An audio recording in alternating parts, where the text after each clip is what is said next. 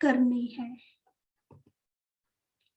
मीठे बच्चे, अब सच की वार्तालाप करनी है।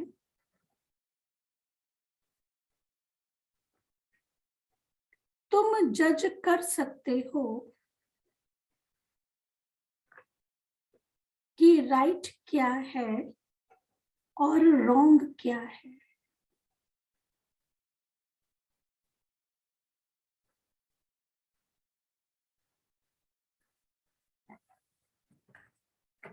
प्रश्न है,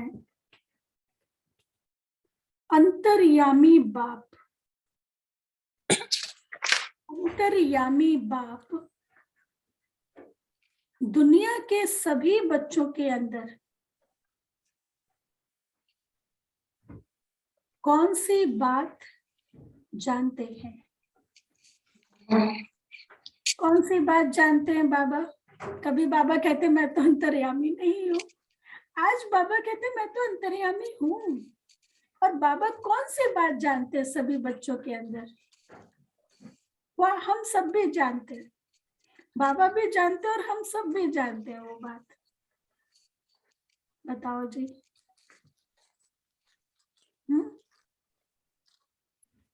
उत्तर है, बाप जानते हैं कि इस समय सभी में 5 भूत प्रवेश है।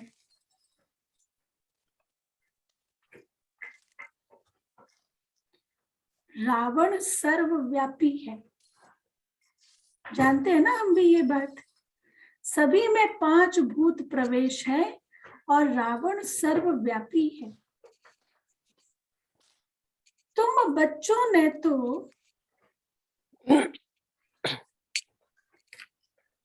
5 भूतों का दान दिया है।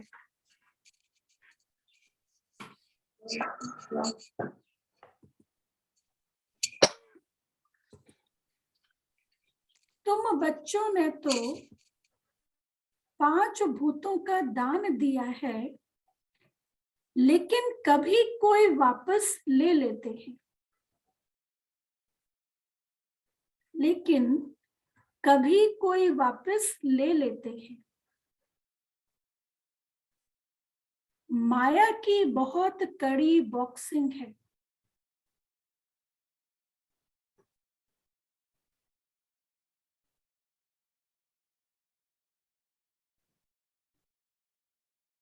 बार बार हारने से कमजोर हो जाते हैं।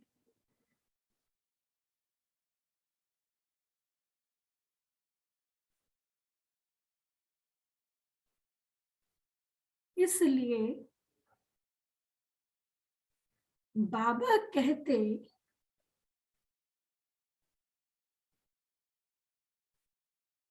बच्चे दान देकर फिर वापस नहीं लेना है।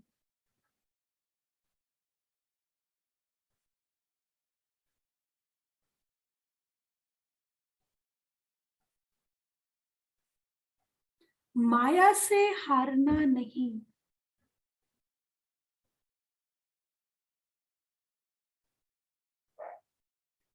अमृत वेले उठ बाप को याद करना तो भूत भाग जाएंगे। देखो बाबा विधि बता रहे हैं भूतों को भगाने की।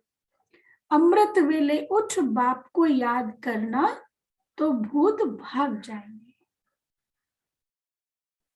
गीत है, निर्बल से लड़ाई बलवान की। ये कहानी है दिए की और तूफान की। हमारे यहाँ नाटक हुआ था ना, दीपावली पे हुआ था, तूफान और दीपक का। अच्छा, ओम शांति। देखो कैसा गीत बनाया हुआ है, परंतु समझते कुछ भी नहीं। जैसे गीता भागवत आदि बनाए हुए हैं, परंतु समझते कुछ भी नहीं। अभी तुम बच्चे इन सब का अर्थ समझते हो। तूफान और दीवे की कहानी कैसे बनाई है? मनुष्य तो ऐसे ही सुन लेते हैं और तुम पूरे अर्थ को जानते हो। मेन इस गीत का एसेंस क्या है? मेन इस गीत में किसकी लड़ाई है? किस किस की लड़ाई है? किससे? निर्बलता की लड़ाई बलवान से। हम आत्मा और माया की लड़ाई है ना। दीपक मतलब मैं आत्मा और तूफान मतलब माया, परिस्थिति। तो कल की मुरली भी था ना कि बाबा ने हम बच्चों को अवेयरनेस दी है कि तुम कौन हो, और उस आधार पे हम परिस्थितियों को जीतते हैं। भूतों ने दबा रखा है। तो बाबा ने कहा तुम पूरे अर्थ को जानते हो। बात यहाँ की है, छोटा दीवा तो क्या, माया का तूफान ऐसा है जो बड़े बड़े दीवे को बुझा देता है। कभी मुरझा जाते हैं, योग कम हो जाता है। योग को घृत कहेंगे, घृत मतलब घी, योग को घी कहेंगे। जितना योग लगाएंगे उतनी ज्योति जगी रहेगी। तो यह बात अभी की है। आत्माओं की ज्योति जगाने के लिए शिव क्षमा को आना पड़ता है, जिसको ही परमात्मा कहा जाता है। परवाने भी मनुष्य के लिए कहेंगे। तुम कहेंगे परम पिता परमात्मा हमारे सामने हाजिर है। हम आंखों से देखते हैं, उनका शारीरिक नाम नहीं है। शिव तो निराकार है, शरीर नहीं है। शिव तो निराकार है और नॉलेजफुल है।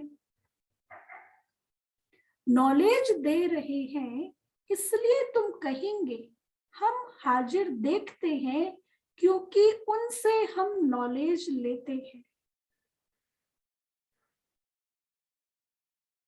सुनाने वाला है शिव बाबा। मनुष्य कहते हैं परमात्मा हाजिरा हजूर है, परंतु पूछो कहाँ है, तो कहेंगे सर्वव्यापी है। अभी एक बार अव्यक्त मुरली में कहा था बाबा ने, यही शायद 2011 या 12 की मुरली है वो, उसमें बाबा ने कहा था कि 7 बजे सेंटर्स पर क्लास होती है। बाबा हर एक सेंटर पर चक्कर लगाता है ना, दमयंती बहन को याद हो। बाबा ने कहा था सुबह 4 बजे भी बाबा चक्कर लगाता है सब जगह, और 7 बजे भी बाबा चक्कर लगाता है। तो बाबा हम बच्चों को, हर एक बच्चे को बाबा देखता है, कौन कौन मेरे बच्चे आए। बाबा ने फिर उस मुरली में पॉइंट्स भी बताए थे कि जब आप मधुबन जाते हैं तो ये पॉइंट भी ऐड करो, कितने समय से बाबा की मुरली सेंटर पर सुन रहे, ये पॉइंट उसमें था। तो ये हमें ये नहीं सोचना चाहिए कोई नहीं देखता, सुनते या नहीं सुनते, बाबा चक्कर लगाता है। मनुष्य कहते हैं परमात्मा हाजिरा हजूर है, परंतु पूछो कहाँ है, कहेंगे सर्वव्यापी। यह तो बात ही नहीं ठहरती। अब वह आकर राजयोग सिखलाते। तुम जानते हो शिव बाबा हमको पढ़ा रहे हैं। मेधा बहन नहीं पढ़ा रही, बाबा पढ़ा रहा है। ये बुद्धि में रखना है, बाबा की मुरली है, मैं तो इंस्ट्रूमेंट, निमित्त हूं। पढ़ाने वाला teacher only one, same teacher, same university, same syllabus, same time ना। विश्व के सारे सेंटर्स पर सुबह सुबह मुरली चलती, सारे भारत में सेम टाइम पर मुरली चलती। तो पढ़ाने वाला सिर्फ एक ही टीचर है, शिव बाबा हमको पढ़ा रहे, जरूर आंखों से देखेंगे ना, आत्मा भी है ना। तुम कहते हो हम आत्मा है, जरूर स्टार मिसल है, देखने में भी आती है। खुद आत्मा कहती है मैं स्टार हूं, बहुत महीन हूं, पॉइंट ऑफ लाइट। आत्मा भ्रकुटी के बीच में रहती है, यह भी जानते हैं। कोई कहते हम कैसे माने कि आत्मा भ्रकुटी के बीच रहती है। अच्छा, भ्रकुटी में नहीं समझो, आंखों में है, कहां ना कहां तो सही है ना। आत्मा ही कहती है यह मेरा शरीर है। भ्रकुटी शुद्ध स्थान है, इसलिए आत्मा का निवास स्थान यहां दिखाते हैं। भ्रकुटी दोनों यहाँ पे, इसलिए आत्मा का निवास स्थान यहाँ दिखाते हैं। टीका की निशानी भी यहाँ दी जाती है। मंदिर में जाओ, पुजारी जी कहाँ तिलक देंगे? भ्रकुटी माथे पे। कोई बहन अपने भाई को कहाँ तिलक लगाती है? बाबा ने कहा टीका की निशानी भी यहाँ दी जाती है। आत्मा कहती है मैं एक शरीर छोड़ दूसरा लेती हूँ। अब इसमें संशय की तो कोई बात ही नहीं है। आत्मा याद करती है परम पिता परमात्मा को। अब बाप ने याद दिलाई है, तुम्हारा पाठ पूरा हुआ है, तुम पतित बन गए हो, तुमसे सारी नॉलेज निकल गई है। यह भी पाठ है, किसको दोष नहीं दे सकते। तो हम पावन बन रहे हैं ना, तो हम चढ़ रहे हैं। पहले पतित थे, लेकिन अब तो हम आगे बढ़ रहे हैं ना। अब यह अभी तुम जानते हो, जब तुमको समझाया जाता है। तुम कहते हो बाबा बरोबर ड्रामा में तो पार्ट ही मेरा है। आपने समझाया है यह अनादि बना बनाया ड्रामा है। हम ड्रामा के परवश हैं। अभी तुम ईश्वर के वश हो तो ड्रामा को जानते हो।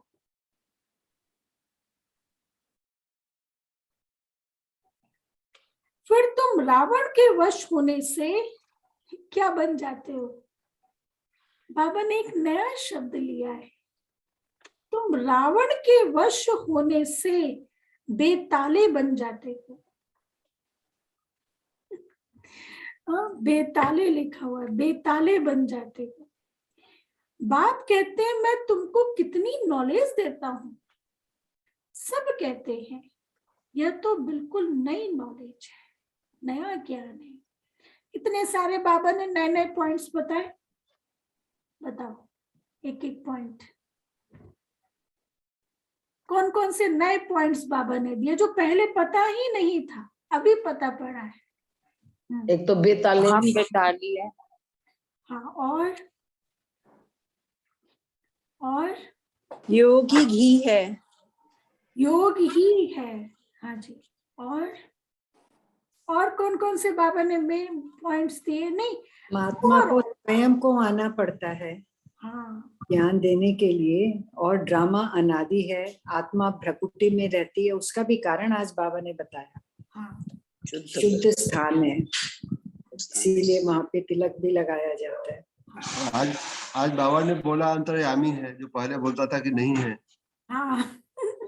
बाबा ने ओवरऑल कहा, ये बातें तो हमें भी पता है ना। इस सारी दुनिया में 5 भूतों का प्रवेश है इस समय, सबके अंदर रावण राज्य, ये हमें भी पता है। तो कितने सारे बाबा ने नए पॉइंट्स दिए। तो बाबा ने कहा बाबा तुमको नए सब कहते हैं, हाँ मैं तुमको कितनी नॉलेज देता हूँ। सब कहते हैं यह तो बिल्कुल नई नॉलेज है।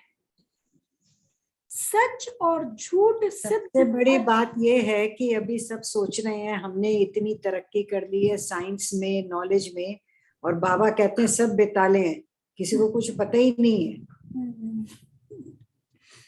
हाँ, सही बात है। सच और झूठ सिद्ध कर बताया जाता है। भारत ही सच खंड और झूठ खंड बनता है। सच खंड मतलब जहाँ सोल कॉन्शियस होके कार्य होते हैं, झूठ खंड मतलब विनाशी प्राप्तियों के लिए कार्य होते हैं, जो विनाश होने वाला है। सच खंड में सच ही होगा, झूठ खंड में झूठ का ही वार्तालाप है। अब जब तक तुमको सच की वार्तालाप ना मिले तो तुम जज कैसे करो कि राइट क्या है, रॉन्ग क्या है। बाप कहते हैं अब तुम जज करो कि मैं तुमको राइट समझाता हूं या वह राइट समझाते हैं। अभी तो जज कर लिया ना कि बाबा हमको राइट समझाते हैं। तुम कहते हो मैं आत्मा हूं, मेरी आत्मा को क्यों तंग करते हो। अब आत्मा ही तंग होती है। आत्मा अलग हो जाती है तो कोई तकलीफ नहीं होती। शरीर के साथ ही आत्मा दुख सुख भोगती है। फिर निर्लेप क्यों कहते हो। परमात्मा के लिए भी कहते कि वह नाम रूप से न्यारा है। लेकिन जब परमात्मा कहते हो तो यह भी नाम हुआ ना। परमात्मा एक तरफ कहते नाम रूप से न्यारा है, फिर जब परमात्मा कहते हो तो यह भी नाम हुआ ना। कोई बुद्ध कहते हैं, कोई ज्योति स्वरूप कहते हैं, जानते कुछ भी नहीं। यह एक ही ड्रामा है जो रिपीट होता रहता है। हर एक एक्टर को अपना पार्ट बजाना है। एक ड्रामा है, एक रचयिता है। इन बातों को कोई जानते नहीं। वह तो समझते आकाश में यह जो स्टार्स है उसमें भी दुनिया है।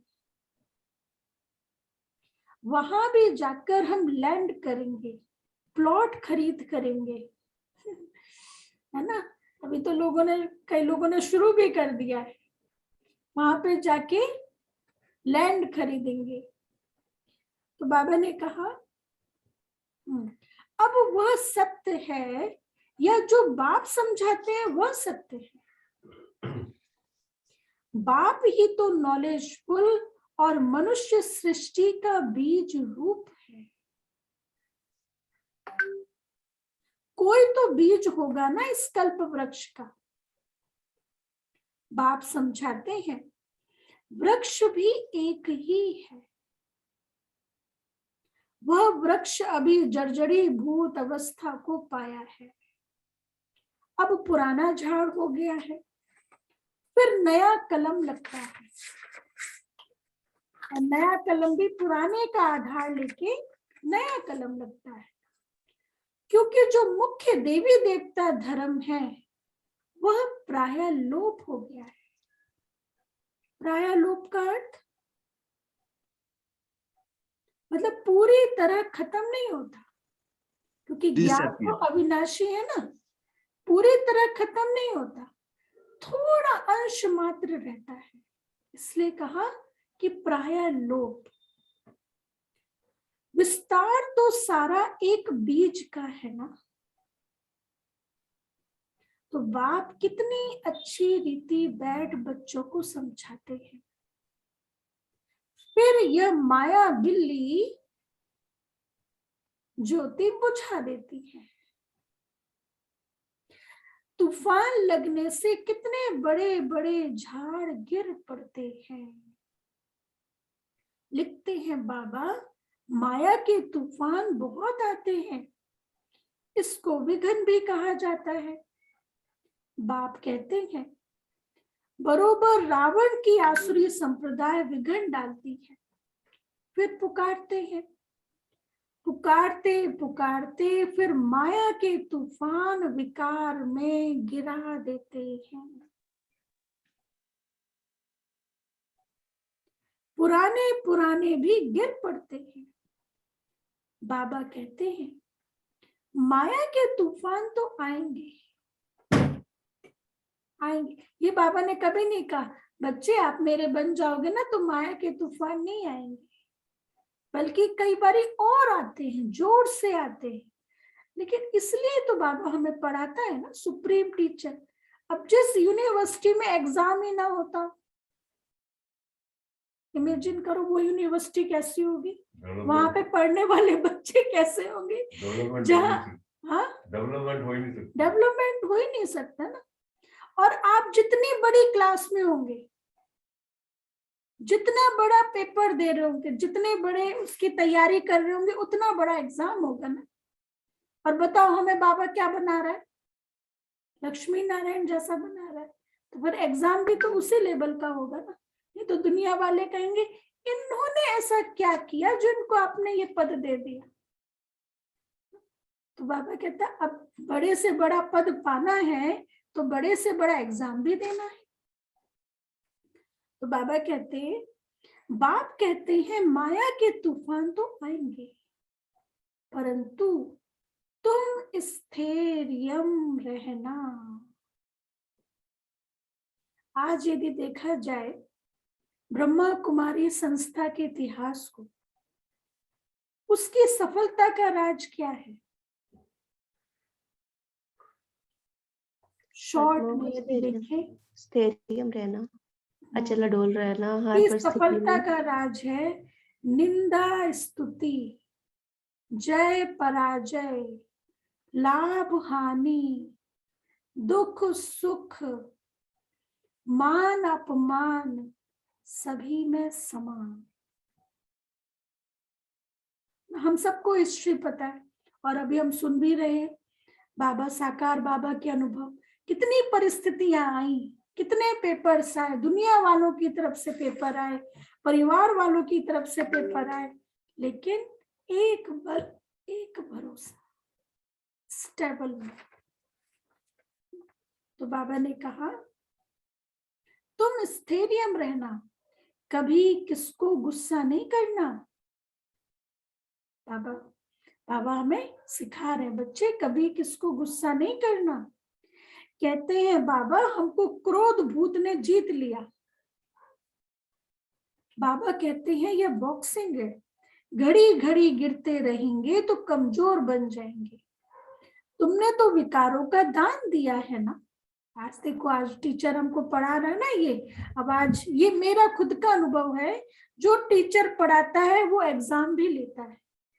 तो आज दिन में ये आपके पास पेपर जरूर आएगा क्रोध का, पता नहीं, मेरे पास तो होता है, जो बाबा पढ़ाता है वो आता है। लेकिन फिर उस समय हमें मुरली के पॉइंट्स याद आने चाहिए कि बाबा ने ये कहा। तो बाबा ने कहा, बाप कहते हैं यह बॉक्सिंग है, घड़ी घड़ी गिरते रहेंगे तो कमजोर बन जाएंगे। तुमने तो विकारों का दान दिया है ना, दान देकर फिर वापस नहीं लेना। कोई भी प्रकार का दान देकर फिर वापस नहीं लिया जाता है। कहानी भी है ना, राजा हरिश्चंद्र ने दान दिया था, वो भी कब? सपने में। राजा हरिश्चंद्र ने सपने में दान दिया था ना। यह मिसाल बैठ बनाई है। हाँ, तो बाप कहते हैं इंश्योर करना हो तो करो, नहीं करेंगे तो तुमको कुछ भी नहीं मिलेगा। वास्तव में दान की हुई चीज वापस हो नहीं सकती। समझो किसी ने दान दिया मकान बनाने में, मकान बन गया, फिर वापस कैसे हो सकता? कन्या दान की, पैसे दिए, शादी हो गई, फिर वह वापस कैसे देंगे? दान दी हुई चीज वापस आ नहीं सकती, है ना।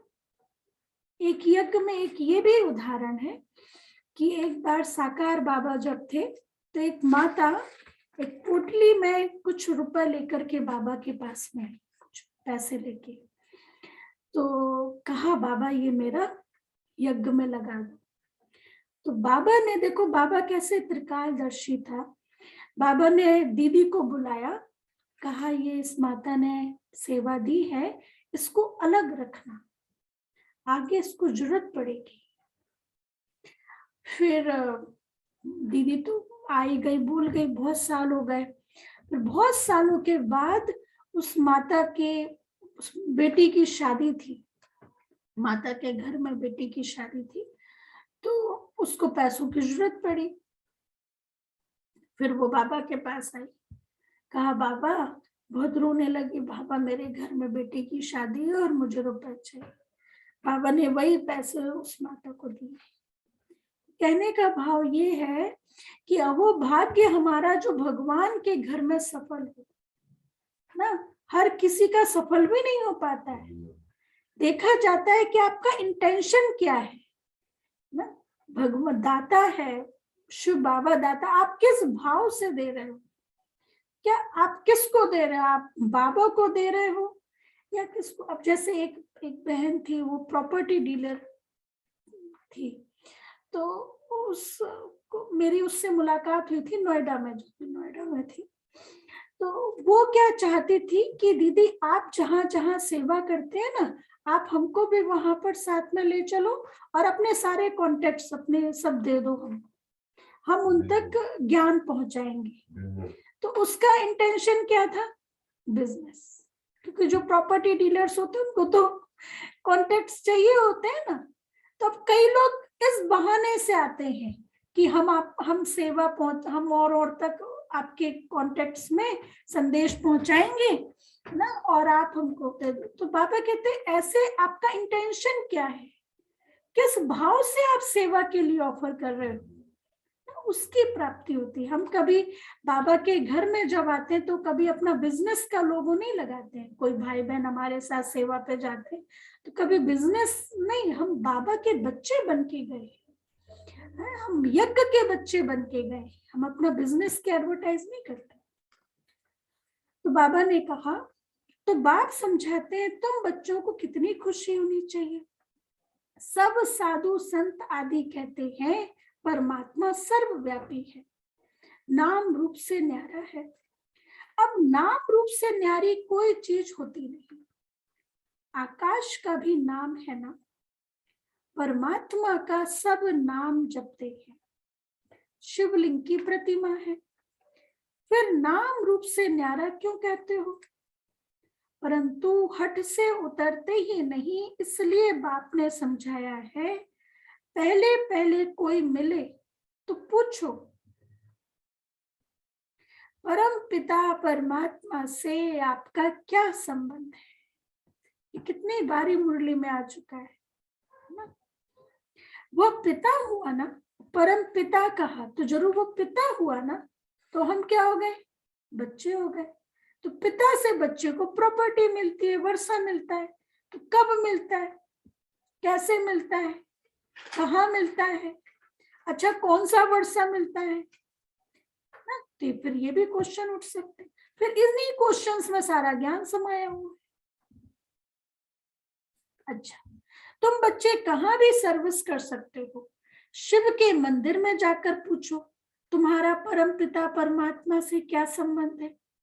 सामने शिव का मंदिर खड़ा है, यह आपका क्या लगता है ना? पिता है तो पिता कभी नाम रूप से न्यारा व सर्वव्यापी हो सकता है क्या? कितनी अच्छी अच्छी बातें समझने की है और समझाने की।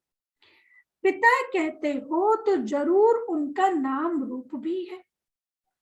बंदगी करते हो, याद करते हो तो जरूर उनसे कुछ प्राप्ति होनी चाहिए। इन सब बातों को तुम्हारे में भी सब नहीं समझते हैं। भल यहाँ सम्मुख बैठे हैं, वह भी सब इतना निश्चय नहीं कर सकते। आज है कल नहीं रहेंगे। तुम सुनेंगे फलाने चले गए, देखते हो कितने रफू चक्कर हो जाते हैं, कितने लोग चले जाते हैं क्योंकि ताकत नहीं होती है ना। तूफान में गिर पड़ते हैं, वास्तव में सारा ज्ञान तुम्हारी बुद्धि में रहता है। मोस्टली देखा जाए जाने का कारण होता है कोई ना कोई ईगो, अभिमान ना, कोई ना कोई अभिमान। आप देखो ब्रह्मा बाबा के समय की एक घटना है। ब्रह्मा बाबा के पास यज्ञ में जब बेगरी पाठ था तो ब्रह्मा बाबा का खुद का बेटा नारायण भाई, उनके जाने का कारण क्या था? नारायण भाई पहले लच्छू दादी की ईशू दादी अकाउंट संभालते थे। वो तो एंड तक भी उन्होंने संभाला ईशू दादी ने। अभी इसी पिछले साल ही दादी अव्यक्त हुए, तो ईशू दादी पूरा यज्ञ का अकाउंट संभालते थे। तो ईशू दादी ने नारायण भाई को कहा, जो कि ब्रह्मा बाबा का रियल बेटा, सगा बेटा था, है ना। नारायण भाई ने ईशू दादी को कहा कि यज्ञ में बेगरी का पाठ है, तो बाबा की जो पुरानी गाड़ी है, जो बाबा की खुद की 4 व्हीलर है, इसको बेच करके कुछ पैसे ले आते हैं। तो कहा ठीक है। तो कुछ पैसे उन्होंने वो गाड़ी को बेचा, कुछ पैसे मिले और उन्होंने कुछ अपने लिए भी पर्सनल, अपने लिए भी सामान खरीद लिया। अब जब आए तो सारा हिसाब किताब बताना होता है, तो ईशू दादी को हिसाब बताया। फिर कहा ये हिसाब के अनुसार तो ये पैसे जितने होने चाहिए उतने नहीं है। तो कहा कि ये कुछ सामान मैंने अपने लिए भी खरीद लिया। तो ईशू दादी थोड़ा गुस्सा हुए कि किससे पूछ के खरीदा। तो वहां पे नारायण भाई को थोड़ा ईगो हर्ट हुआ। मेरे पिता की मिल्कियत है ना, मेरे पिता की मिल्कियत अर्थात मेरी मिल्कियत, मैं उससे अपने लिए भी चीज नहीं खरीद सकता, है ना। अच्छा, अब उन्होंने फिर ब्रह्मा बाबा को कहा कि इस तरह से है, तो मैं अब जाकर के मैं पैसे कमाऊंगा, बॉम्बे जाऊंगा, पैसे कमाऊंगा और फिर मैं यज्ञ में भेजूंगा। बाबा ने उनको मना भी किया, कहा नहीं। लेकिन उन्होंने कहा नहीं बाबा, मैं पैसे, बाबा ने कहा बाबा को पैसों की जरूरत नहीं है, नहीं जाना है। लेकिन वो गए। फिर कुछ समय के बाद फिर जब वो आए बाबा के पास, फिर वो खूब फूट फूट करके रोए, मैं क्यों गया ना। मतलब उनको पश्चाताप हुआ कि मैं क्यों गया। फिर गए तो गए, फिर उन्होंने मैरिज भी की। फिर मतलब यदि आज वो होते यज्ञ में तो आज उनका कितना ऊंचा स्थान होता, कितनी ऊंची प्राप्ति होती। तो कहीं ना कुछ अभिमान होता है, इच्छाएं होती हैं, तो इस कारण से चले जाते हैं। तो बाबा, तो ये भी तो पेपर है ना। तो बाबा कहते हैं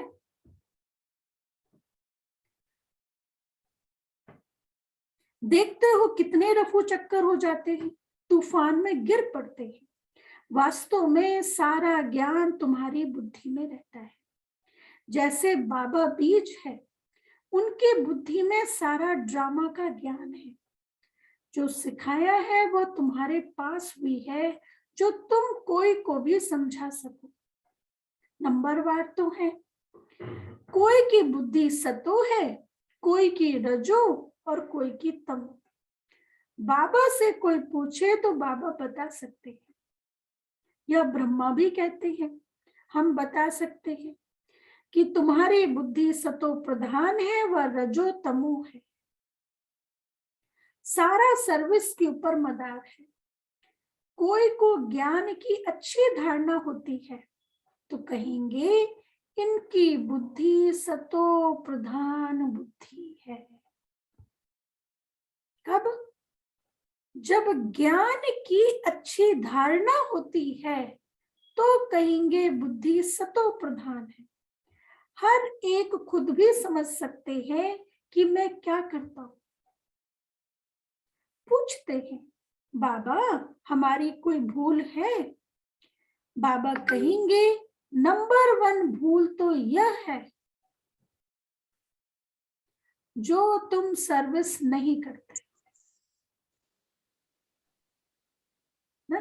सर्विस तो करनी है अपने मित्र संबंधियों को, रिश्तेदारों को, भले हम कोर्स नहीं करावे ना, लेकिन हम जो हमारे कोर्सेज के टाइम, अब दीदी कह रहे थे कि हमारे यहाँ तो चलते ही रहता है, एक सेशन खत्म हुआ फिर नया कोर्स, तो आप उनको ऑफर कर सकते हो, कई लोग करते भी है, बहुत अच्छा है। अब आप एक व्यक्ति, आप हरेश से कितने सारे लोग जुड़े हुए ना, यदि आप एक शादी करते हैं कितने सारे फैमिली मेंबर्स को बुलाते हैं ना, तो कोई ना कोई बाबा, तो हमारे पास तो बहुत सारे बहाने होते हैं किसी ना किसी तरह से कांटेक्ट करने के, तो उनको हम कोर्स के लिए ऑफर भी कर सकते हैं कि ऐसे हमारे यहाँ पे कोर्स होता है, आप उसको ज्वाइन कीजिए। और टाइमिंग्स भी कई होते हैं, 3 टाइम्स तो होते हैं। तो ऐसे, तो बाबा ने कहा नंबर 1 भूल तो यह है जो तुम सर्विस नहीं करते हो, जिस कारण पद भ्रष्ट हो जाएगा। सर्विस तो देखने में आती है ना, कितना समझाया जाता है कि मंदिरों आदि में जाकर समझाओ, भल गपोड़ा मारते हैं, हम सर्विस बहुत कर सकते हैं, परंतु बाबा जानते हैं कि यह सर्विस कर नहीं सकते हैं। है बहुत सहज, झाड़ ड्रामा का ज्ञान बहुत सहज है, सिर्फ पूछा जाता है परम पिता परमात्मा से आपका क्या संबंध है। बाप है तो वर्षा जरूर मिलना चाहिए, जरूर उनके तुम बच्चे हो, उनसे वर्षा मिला होगा जो अब गवाया है। हमने भी गवाया हुआ वर्षा फिर से पाया है, निश्चय होने से झट वर्षा पाने लग पड़ेंगे, परंतु किसकी तकदीर में नहीं है तो मानेंगे भी नहीं, तदबीर कर नहीं सकते। यह भी जानते हैं वह बाबा है अंतर्यामी, मैं हूं बाहरयामी। ऐसे नहीं सारी दुनिया के अंदर क्या है वह बैठकर बताएंगे। हाँ, यह जानते हैं कि सबके अंदर 5 भूत प्रवेश है, इसलिए कहते हैं रावण सर्वव्यापी है। शिव बाबा सर्वव्यापी नहीं है, रावण सर्वव्यापी है। इस समय सभी के अंदर 5 भूत है। तुमने अभी भूतों का दान दिया ही नहीं, पुरानी दुनिया के देह सहित सब संबंध से बुद्धि योग निकाल, एक बाप को याद करने में ही बड़ी मेहनत है। यह मेहनत रात को अच्छी रीति हो सकती है, अभी से प्रैक्टिस करेंगे तब याद कर सकेंगे, तो अमृत वेले का असर अच्छा चलेगा। सवेरे जागना पड़े, सवेरे सवेरे उठकर भक्ति मार्ग में माला फेरते हैं, कोई राम राम जपते हैं, कोई क्या जपते हैं, अनेक मंत्र हैं। काशी का पंडित होगा तो कहेगा शिव शिव कहो, काशी का पंडित होगा तो कहेगा शिव शिव कहो। सन्यासी आदि सब लोग भक्त हैं, साधु साधना करते हैं, घर बार छोड़ जंगल में जाते हैं, यह भी साधना है ना। हठ योग मार्ग भी ड्रामा में है। हठ योग ना, ठंडे पानी में एक टांग पे खड़े रहेंगे, हठ योग है ना। निर्जल व्रत रखेंगे। अभी देखो बाबा ने हमें कोई कठिनाई दी है, कोई मुश्किलात दी है बाबा ने, कभी कहा बाबा ने एक टांग पे खड़े होके याद करो तब मैं प्रसन्न होऊंगा कभी कहा कि पहले फास्ट रखो फिर मैं प्रसन्न होऊंगा, जागरण करो, कभी नहीं कहा। बाबा कहते सहज है ज्ञान, बहुत सहज। तो बाबा ने कहा हठ योग मार्ग भी ड्रामा में है। यह तो जानना चाहिए कि स्वर्ग का आदि सनातन देवी देवता धर्म कहाँ चला गया। देवताओं की पूजा करते हैं, परंतु यह नहीं जानते हम किस धर्म के हैं। हम भी पूजा लक्ष्मी नारायण की करते थे, धर्म फिर हिंदू कह देते थे। अभी तो हम लिखते हैं हमारा ब्राह्मण अथवा देवी देवता धर्म है, फिर भी वह हिंदू लिख देते, क्योंकि भारतवासी सब हिंदू हैं। मुसलमानों का अलग लिखेंगे, बाकी सब हिंदुओं की लाइन में आ जाते हैं। वास्तव में हिंदू कोई धर्म थोड़ी ना है। सिंधु घाटी के किनारे रहते थे इसलिए सा को हा बोलते थे, इसलिए हिंदू हिंदू नाम पड़ा। इस धर्म का नाम आदि सनातन देवी देवता धर्म, यह वंडरफुल राज है ना। बाबा कहते हैं वंडरफुल राज। अब तुम्हारी बुद्धि में बेहद की नॉलेज है। यह सृष्टि चक्र को ड्रामा ही कहेंगे। ड्रामा रिपीट होता है, नाटक नहीं। ये भी बढ़िया अच्छा। एक होता है ड्रामा, दूसरा होता है नाटक। ड्रामा रिपीट होता है, नाटक नहीं। उस नाटक में कोई एक्टर ना हो तो बदले में कोई और एक्टर डाल देते हैं। कोई बीमार हो तो रिप्लेस कर देंगे। चैतन्य नाटक होते हैं। इनको नाटक भी नहीं, इनको ड्रामा अर्थात फिल्म कहेंगे। इनमें कोई चेंज नहीं हो सकती। एक बार जो फिल्म बन गई तो बन गई, फिर उसमें कोई चेंज नहीं हो सकती। मनुष्य कहते हैं हम मुक्ति को पाए, परंतु ड्रामा में यह चेंज हो नहीं सकती। कोई आत्मा मुक्ति की अवस्था में हमेशा के लिए नहीं जा सकती कि वो शरीर में आए ही ना। थोड़े समय के लिए हम मुक्ति धाम में जाते हैं, लेकिन फिर हम शरीर लेते हैं। यह कोई जानते नहीं कि यह ड्रामा है, इससे कोई निकल नहीं सकता। यह बड़ी समझने की बातें है भी पुराना, अनेक बार पाठ बजाया है, चक्र लगाया है। इन बातों को कोई समझने की भी कोशिश नहीं करते। समझते भी हैं कि बरोबर एक गॉड है। समझते भी हैं कि बरोबर एक गॉड है और यह वर्ड की हिस्ट्री ज्योग्राफी रिपीट होती है, परंतु जानने की कोशिश करें उसकी फुर्सत नहीं है। पुराने बच्चों की ही बुद्धि में नहीं रहता, तूफान लगते रहते हैं। आगे चल गद्दी को पाते रहेंगे। बहुत आएंगे, समझने की कोशिश करेंगे। मौत जब नजदीक आएगा तब जल्दी समझेंगे। बाबा कहते हैं मौत जब नजदीक आएगा तब जल्दी समझेंगे, ज्यादा आएंगे। तुम कहते हो कि अब विनाश आया कि आया। इस बार का जो शिव आमंत्रण छपा है, मैंने कल देखा, मेरे पास आया, मधुबन से जो छपता है, बहुत बढ़िया है। मैं दीदी को कहूंगी यदि आप लोग भी उसको देखें, डालूंगी मैं व्हाट्सएप पर। उसमें लिखा है साफ शब्दों में, फिर मत कहना कि मैं आया था और मुझे बताया नहीं। बहुत सुंदर उसको डिजाइन किया है। तो बाबा ने कहा मौत जब नजदीक आएगा तब जल्दी समझेंगे। तुम तो कहते हो कि विनाश आया कि आया, इनसे पहले वर्षा लेना है। फिर तुम कहेंगे कितना देरी से आए हो, अभी तो रात दिन योग में रहो, तब विकर्म विनाश हो। जो लोग देरी से आएंगे तो बाबा उनके लिए यही कहेंगे रात दिन रहो, क्योंकि बहुत समय का है, विकर्म बहुत है, टाइम लगता है। इनको भी कितना समय लगा है, ब्रह्मा बाबा को भी। अब तक पॉइंट्स रही हुई है, हम तो ढिंडोरा पीटते आए हैं कि मौत आया कि आया। जैसे शेर की एक कहानी है ना, वह समझते हैं गपोड़ा मारते हैं, ऐसे ही कहते रहते हैं ना, एक दिन विनाश तो आ ही जाएगा, फिर भागेंगे, परंतु फिर आएंगे कि हमें भी ज्ञान दो, हमें भी सदगति का मार्ग दिखाओ। तो बाबा ने कहा परंतु आप बच्चे क्या कहेंगे उनको, टू लेट ना, परंतु टू लेट। क्या प्राप्ति करेंगे, क्या पुरुषार्थ करेंगे, है यह बेहद की बात। फिर इनसे वह कहानियां बना दी है। विकर्म विनाश के लिए योग अग्नि बहुत चाहिए। हाँ, नए नए बहुत ऐसे भी निकलेंगे जो पुरानों से भी तीखे जाएंगे।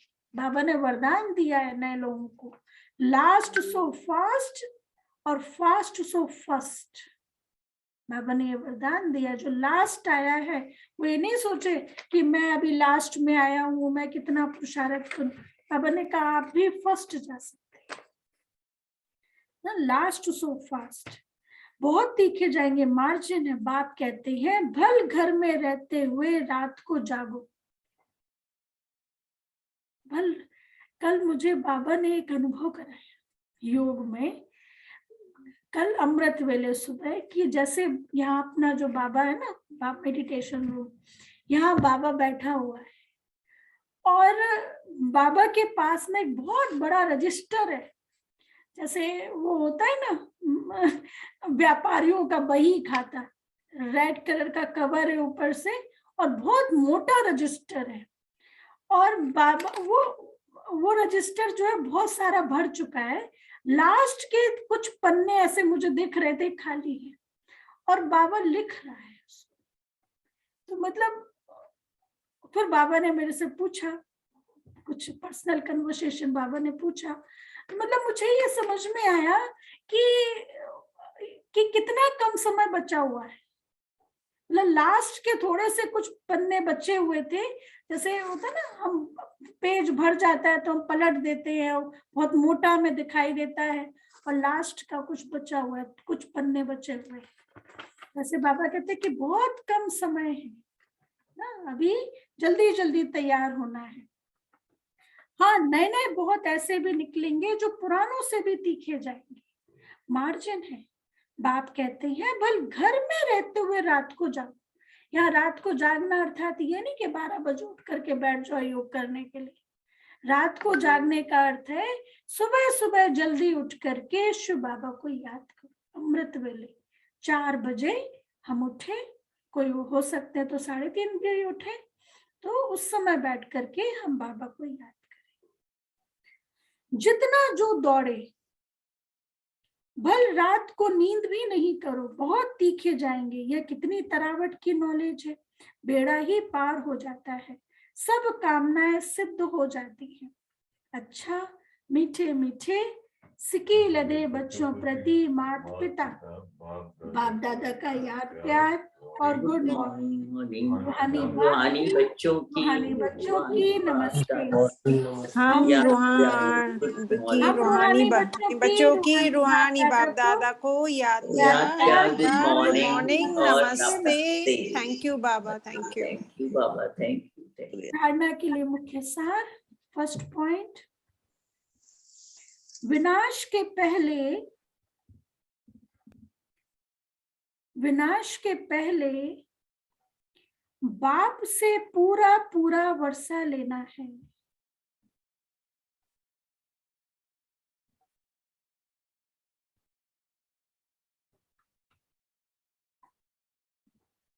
विनाश के पहले बाप से पूरा पूरा वर्षा लेना है। रात दिन योग में रह, रात दिन योग में रह, विकर्म विनाश कर नंबर आगे लेना है।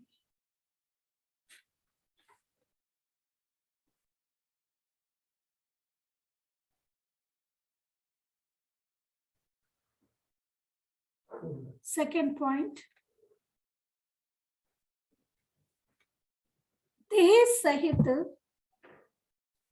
देह सहित पुरानी दुनिया के सब संबंधों को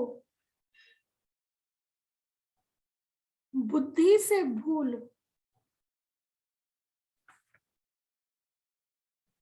एक बाप को याद करना है।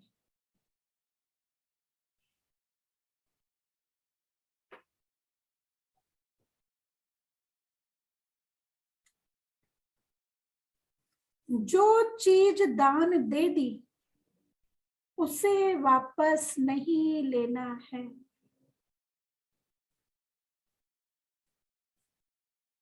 जो चीज दान दे दी उसे वापस नहीं लेना है।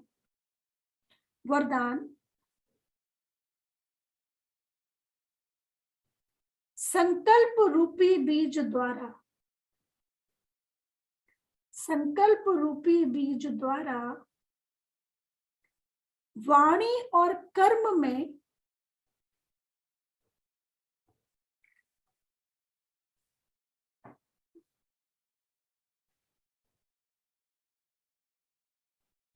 सिद्धि प्राप्त करने वाले सिद्धि स्वरूप भव, संकल्प रूपी बीज द्वारा वाणी और कर्म में सिद्धि प्राप्त करने वाले सिद्धि स्वरूप भव। डिटेल, बुद्धि में जो संकल्प आते हैं वह संकल्प है बीज। वाचा और कर्मणा बीज का विस्तार है। अगर संकल्प अर्थात बीज को त्रिकालदर्शी स्थिति में स्थित होकर चेक करो, शक्तिशाली बनाओ, तो वाणी और कर्म में स्वतः ही सहज सफलता है ही। यदि बीज शक्तिशाली नहीं होता तो वाणी और कर्म में भी सिद्धि की शक्ति नहीं रहती। यदि बीज शक्तिशाली नहीं होता तो वाणी और कर्म में सिद्धि की शक्ति नहीं होती। जरूर चैतन्य में सिद्धि स्वरूप बने हो,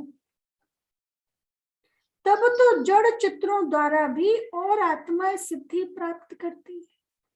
इस समय हम सिद्धि स्वरूप बने हैं, तभी हमारे जड़ चित्रों के द्वारा भी अन्य आत्माएं सिद्धियां प्राप्त करती हैं। स्लोगन, योग अग्नि से व्यर्थ के किचड़े को जला दो तो बुद्धि स्वच्छ बन जाएगी।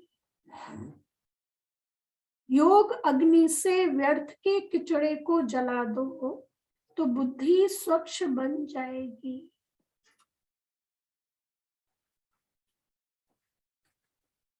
अब लवलीन स्थिति का अनुभव करो। समय प्रमाण लव और ला दोनों का बैलेंस चाहिए। समय प्रमाण लव एंड लॉ दोनों का बैलेंस चाहिए।